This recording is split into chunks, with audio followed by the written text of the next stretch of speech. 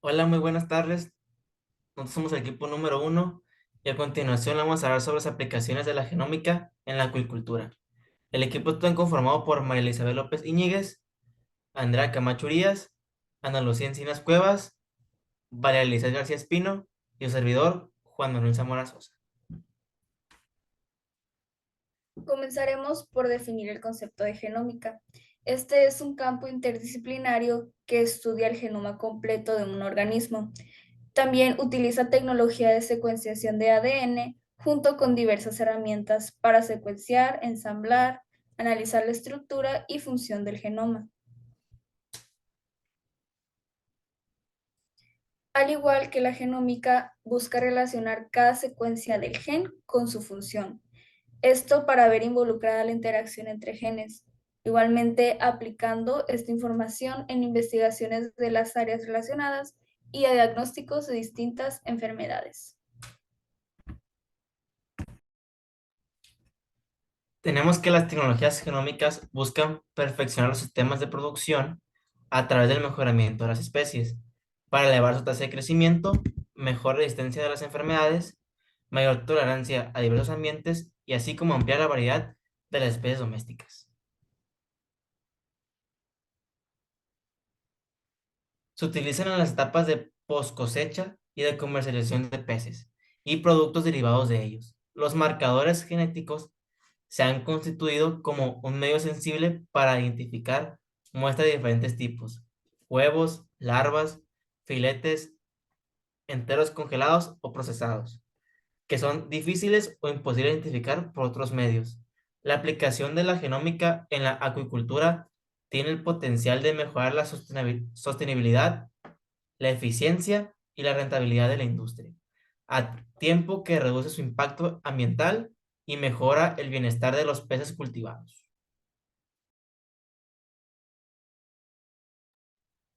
La acuicultura ha surgido cuando la genética dispone de herramientas muy potentes que permiten combinar técnicas clásicas y moleculares para optimizar la producción de los cultivos acuáticos. Las especies que se cultivan son muy variadas por motivos de diversificación de mercado, ya que existe una urgente necesidad de incorporar nuevas especies. Las aplicaciones principales de la genómica en la acuicultura son el mapeo de marcadores genéticos cuantitativos, la generación de organismos transgénicos, el desarrollo de marcadores moleculares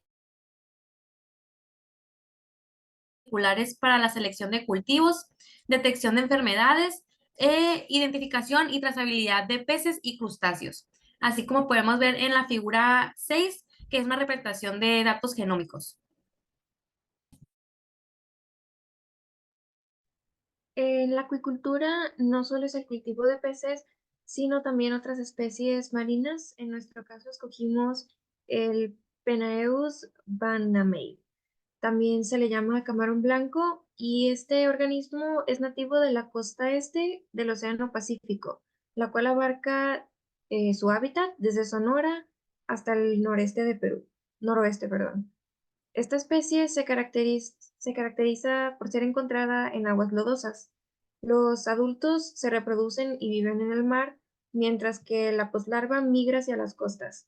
Y los preadultos se pueden encontrar tanto en estuarios como en lagunas costeras y manglares. Aquí en el presente diagrama tenemos lo que sería la reproducción controlada del camarón blanco cuando está en cautiverio. Comenzamos por el lado izquierdo superior. Estos son los progenitores silvestres que se toman pues del mar o pueden ser ya los progenitores aclimatados. Estos se llevan a un tanque de maduración durante 4 a 5 meses para después ser fertilizados. Los huevos que se dan de esta fertilización se llevan a un tanque de incubación y aquí en el lado izquierdo podemos observar los diferentes estados de desarrollo en el que podemos encontrar este camarón. Tenemos el nauplio, que es cuando tiene 2 días, el zoea, que es de 4 a 5 días, el misis de 3 a 4 días, están volteados, y la poslarva, que es un camarón que se encuentra ya entre 10 a 15 días de desarrollo. Después del tanque de incubación, estos se llevan a un tanque de cultivo larval, en el cual pasan 26 a 31 días. Y pues dependiendo de en qué estado se encuentran, pueden pasar directamente a un tanque intensivo, a un extensivo, o vuelven al tanque de incubación y ya posteriormente, cuando llegan al crecimiento adecuado, se pasan al tanque extensivo y al intensivo. Cuando llegan a ser subadultos, que los cuales se encuentran entre unos 11 a 25 grados, como muestra el diagrama, esto depende del estanque en el que se encuentren y pues los nutrientes que se les dieron para crecer ya pueden ser cosechados y pues puestos como producto. Existen distintos tipos de enfermedades que posee el Paneus banamei, mencionó anteriormente mi compañera. Uno de ellos es el síndrome de la mancha blanca, que es un virus que produce una enfermedad infecciosa. Es altamente contagioso y produce altas mortalidades en áreas de camarones densamente pobladas. Tenemos también el síndrome de Taura TS, que es una alteración sistémica de origen infeccioso causada por el virus del mismo nombre, que afecta a varias especies de camarones paneídos a nivel mundial, en los cuales la mortalidad puede llegar al 90% con grandes pérdidas económicas. También tenemos la vibriosis, que esta es una enfermedad bacteriana. Es causada por cepas patógenas extracelulares de varias especies que pertenecen al género Vibrio. En los camarones paneídos solo se ha demostrado patogenicidad de algunas especies de vibrios, a pesar de que se han observado existencia de distintas bacterias en los camarones enfermos. Otra enfermedad presente es la necrosis hepatopancreática aguda, también conocidas por sus siglas como AHPND. Esta es una infección causada por cepas de Vibrio parahaemolíticos, que contiene plásmidos de 70 kpb bases con genes que codifican homólogos de toxinas relacionadas con el insecto en cuestión, concretamente con sus toxinas de PIR-A y PIR-B. Esto ocasiona una mortalidad de entre el 40 y el 100% en esta especie.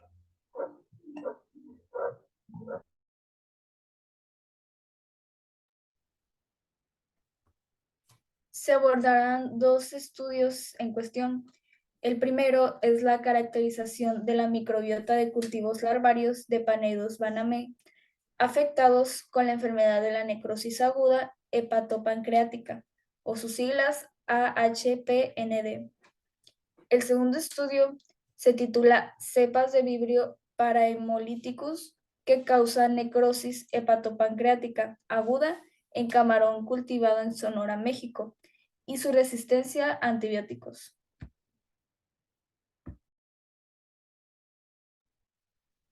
Empezaremos a explicar el primer estudio que mencionó mi compañera, en donde este estudio nos habla de que las principal limitante de producción en camarones son las enfermedades que hay en las especies y nos explica cómo la enfermedad bacteriana causante de esto es la necrosis aguda hepatopancreática que provoca cuantiosas pérdidas en la industria camaronera. Y el objetivo de este estudio fue caracterizar las comunidades bacterianas de los cultivos de los camarones afectados por la enfermedad y así se recolectaron muestras de muchos tanques para su posterior análisis.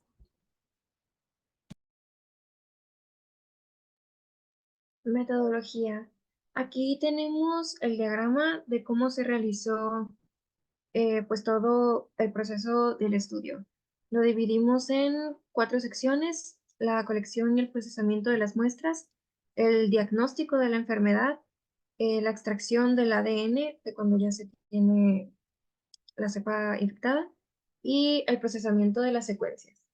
Comenzando con la colección y el procesamiento de muestras, estas se realizaron en granjas comerciales, o sea, no se tomaron camarones que estén en estado silvestre, sino en cautiverio. y el muestreo se realizó en cada uno de los tanques durante 4 tipos de desarrollo se encontraban las larvas. Tenemos el misis número 3, la poslarva 4, PL4, poslarva 7 y poslarva 10. El total fue de 246 muestras de larvas colectadas. Para procesarlas se tomó 1 gramo de cada muestra y estas fueron limpiadas, maceradas y conservadas. Se lavaron con una solución salina estéril al 1% para poder remover las impurezas y los microorganismos externos que puedan traer, y fueron maceradas en un tubo de microcentrífuga para poder homogenizar la carga bacteriana. Posterior a esto se les realizó un snapshot freezing, que pues significa que fueron sumergidas en nitrógeno líquido durante 30 minutos y luego se pasaron a un congelador a menos 80 grados centígrados hasta que pues fueron procesadas. Para el diagnóstico de la AHPND, la enfermedad que estamos viendo, se extrajo el ADN utilizando el protocolo de Genol. Fue extraído mediante un kit de aislamiento Simobiomics, siguiendo las instrucciones pues, del fabricante. Después se le realizó un procesamiento PCR utilizando los 2 indicadores que están aquí, el AP4 y no alcanzo a ver, PIRA-B.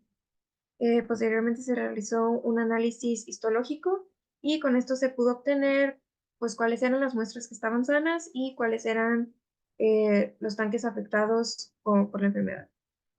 Una vez tenidos pues estos datos, se extrajo el ADN de las muestras que se encontraban enfermas, dañadas, y pues se pasó al control de calidad, se tomaron ciertos gramos de ADN y se les volvió a realizar el PCR, pero ya especificando la región en donde se encontró el daño. Esto se hizo al ser enviadas las muestras a Novogen Inc. en Sacramento. Ahí amplificaron, construyeron librerías, se realizó un multiplexado y una secuenciación utilizando la plataforma Illumina Nova Secuencia 6000P250. Ya teniendo la secuencia, se pudo procesar y se realizó pues esto el de multiplexing, el recorte y filtrado, la secuencia de consenso y pues toda la asignación taxonómica, todo lo que se realiza con el procesamiento.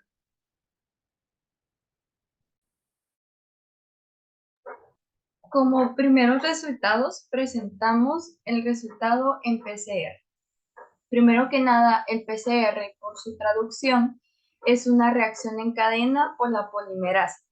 Esta es una técnica de biología molecular que identifica y obtiene material genético en un gran número de copias a partir de un fragmento mínimo de una forma rápida y precisa.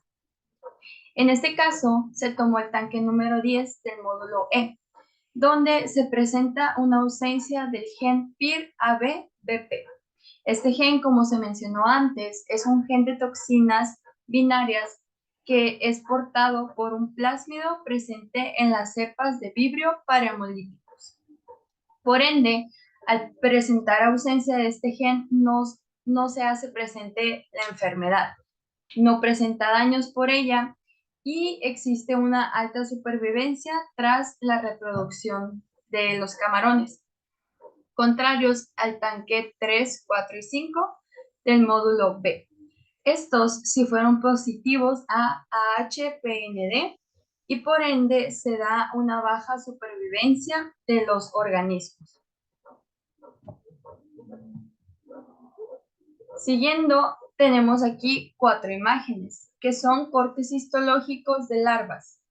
La imagen A se presenta una larva de camarón del módulo E, del tanque 10. Se observa la estructura de los túbulos del hepatopáncreas. Esta está marcada con una flecha en condiciones normales. La imagen B representa la larva del módulo D, tanque 2. Las células epiteliales de los túbulos se desprendieron. Por ende, hay una infiltración extracelular y se pierde la estructura de las células epiteliales. La imagen C es la misma larva de la imagen B, solo que ahora tiene un enfoque de 10X, donde se puede observar mejor el desprendimiento y las infiltraciones. Por último, tenemos la imagen D. En esta se tiene una larva del módulo B, tanque número 8, donde se observa una pérdida total de la estructura de los túbulos y los nódulos. Esta siendo la fase terminal del organismo por AHPND.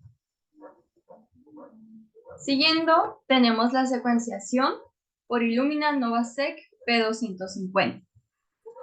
El fundamento de la secuenciación por Illumina es que es la terminación de síntesis de cadena de nucleótidos marcados por un foróforo con una molécula fluorescente para cada nucleótido. Aquí se presenta la tabla número 2 con la calidad y el número de secuencias obtenidas de las muestras analizadas. Se presenta un rango de 10 muestras, donde las lecturas sin procesar son todos aquellos nucleótidos que el equipo no logró leer. Las lecturas limpias son los nucleótidos que sí se lograron leer. La base cruda o guanina son las secuencias que presentan bases con mala calidad, pueden ser bases de adaptadores también o bases repetidas o incluso llegan a ser contaminantes. La base limpia es una base sin ruido basal. La tasa de error pues es el porcentaje que presenta el equipo al leer las bases nitrogenadas. El porcentaje Q20 es una puntuación de calidad que representa un error en cada lectura de secuenciación por cada 100 pares de bases leídos. El porcentaje de Q30 son secuencias de buena calidad que presentan un valor mayor o igual a 30. Este está promediado en base a toda la corrida de la secuenciación y no solamente en una función de cada ciclo. Y por último, tenemos GC. GC son las zonas con mayor proporción tanto de guaninas como de citosinas en relación al total de nucleótidos de la secuencia genómica estudiada.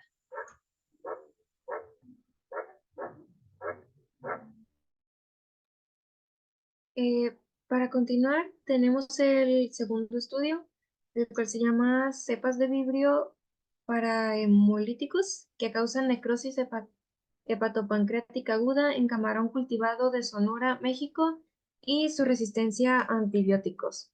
Como vemos, aunque sea otro estudio, seguimos con la misma enfermedad y pues con el mismo especie. Entre los objetivos que tuvo este estudio estaba identificar los aislados bacterianos de las cepas que causan las episodias, utilizando análisis por PCR con los primers AP3 específicos. Y también, pues como se mencionó, evaluar la resistencia de la enfermedad esta a antibióticos que se encuentran comercialmente. Esto porque pues cuando en una granja se tiene un cultivo y se enferma, pues el encargado usa antibióticos, pero últimamente se encuentra que ciertas bacterias se han hecho resistentes a estos antibióticos. Y pues si esto pasa, em, terminan matando al organismo y se pierden muchas cosechas, lo cual genera pérdidas económicas en la industria. Y es algo que se quiere estudiar para poder preverlo. Aquí tenemos la metodología de lo que se hizo en el estudio y comenzamos con la colecta de muestras. En este estudio se tuvieron 3 tipos de muestras diferentes.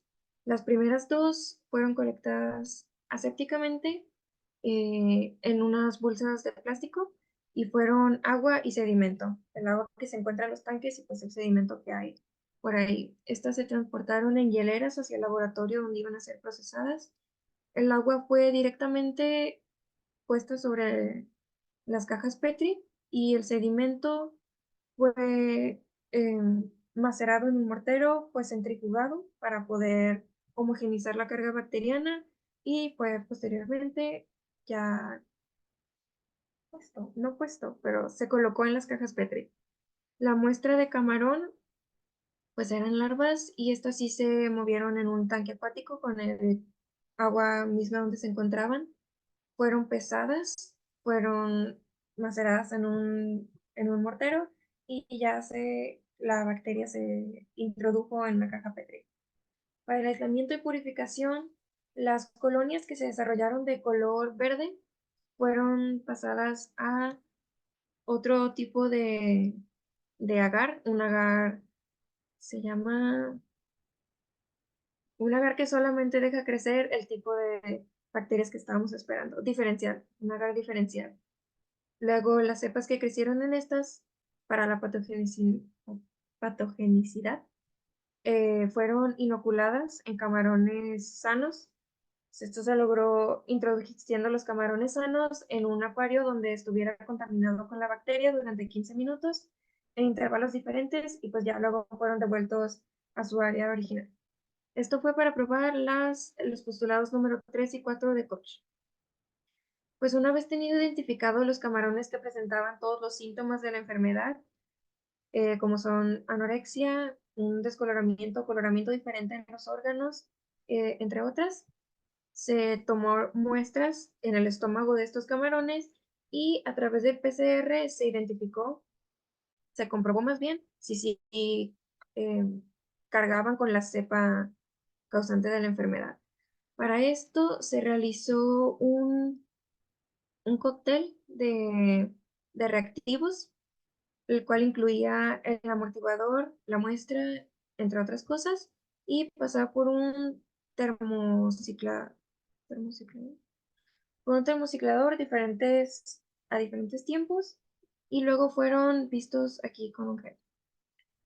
Una vez que se confirmó cuáles cepas eran las que cuáles tanques tenían la enfermedad, se realizó un análisis genómico, se realizó pues los pasos similares al inicio con un cóctel de reactivos, con la temperatura, todos los tramos, pero el análisis genómico se envió a un laboratorio especializado en Irapuato, Guanajuato.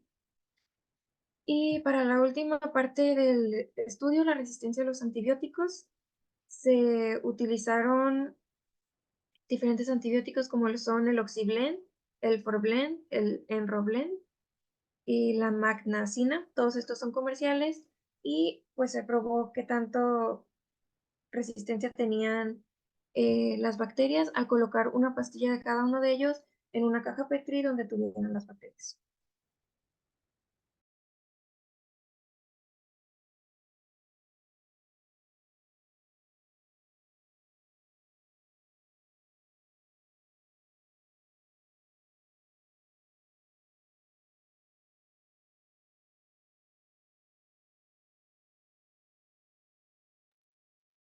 Andrea. Para los resultados se empezó con la identificación por PCR, en donde las cepas positivas por PCR fueron 136 pares de bases, en donde se puede ver en la figura 16 que están las cepas de los camarones que dan positivos con primer AP3. Y en la tabla 3 se ve la procedencia de la muestra de agua, seguimiento, PLs o juveniles y la localidad donde fueron obtenidas, en donde se ven las localidades diferentes en el estado de Sonora, México. Y se ve, sí, se ven las cepas que dan positivas de camarones a la enfermedad.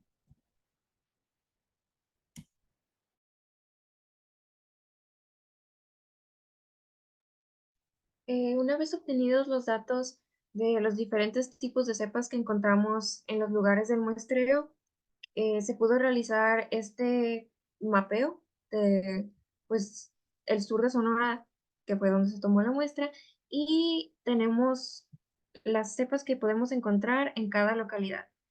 Encontramos, por ejemplo, que en Atanasia, que es el puntito rosa de aquí, encontramos la cepa D12 y la D196.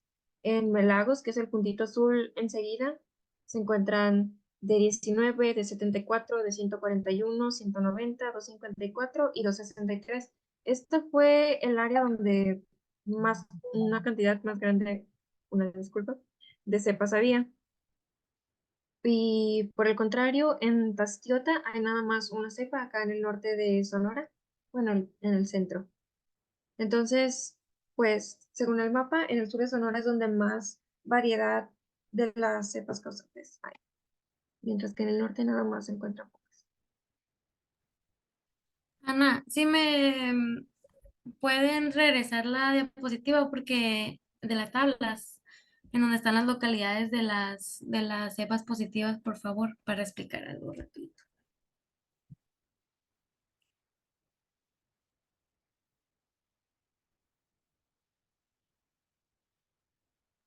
Se me olvidó mencionar que se obtuvieron 9 cepas de camarones positivos a la enfermedad de granjas que presentaban epizotías, y de las muestras de agua se recuperaron otros 5 aislados y 2 de sedimento en los estanques.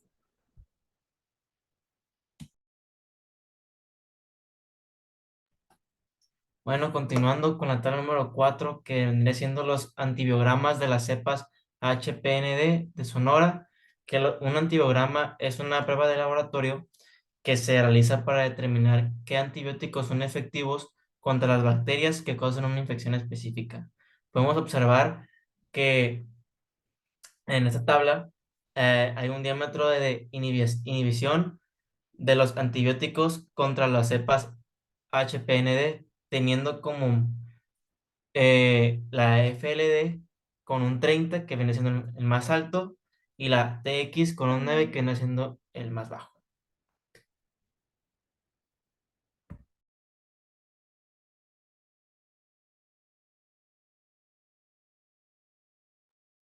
Antes de la conclusión, sí puedo complementar lo que mi compañero dijo sobre la tabla anterior.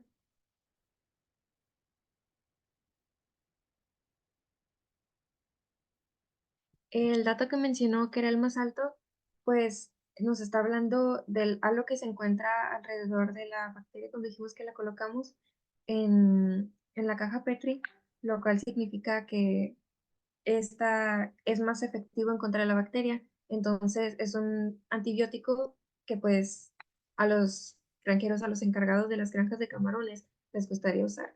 Y pues así es como nos ayudaría en la industria. Mientras que el dato más bajo, pues serían las más resistentes, pues el menos efectivo el medicamento. Eso es lo que nos dice la tabla en general.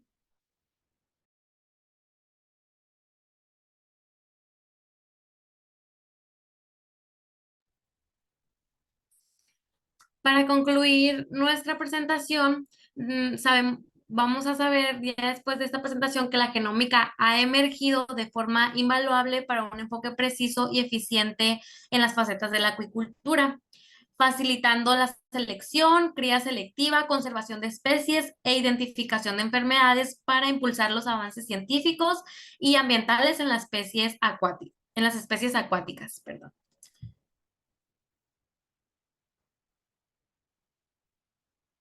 Estas son nuestras referencias bibliográficas que utilizamos.